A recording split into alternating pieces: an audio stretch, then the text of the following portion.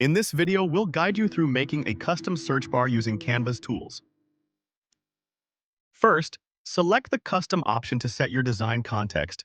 Then choose a custom size so you have full control over the canvas dimensions. Now, once your new design opens, click the color background option. Choose an aqua blue color to give your search bar a unique accent that stands out in your design. Next, click on the Elements option.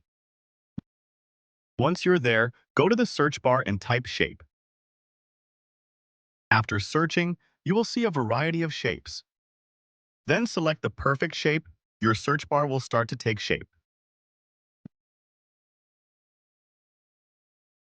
Once you're satisfied with the placement, then click the corner rounding option and make the corners of your shape slightly rounded. Then click the color option and change the shape's color to white. Once you've changed the color, go back to the Elements panel. Then type search bar in the search box and search for it. Choose a search bar element you like and place it on top of your shape. Now adjust the search bar and position it neatly inside the shape.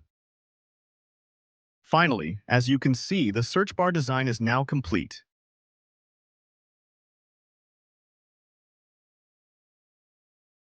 You've completed your custom Canva search bar. Feel free to experiment further.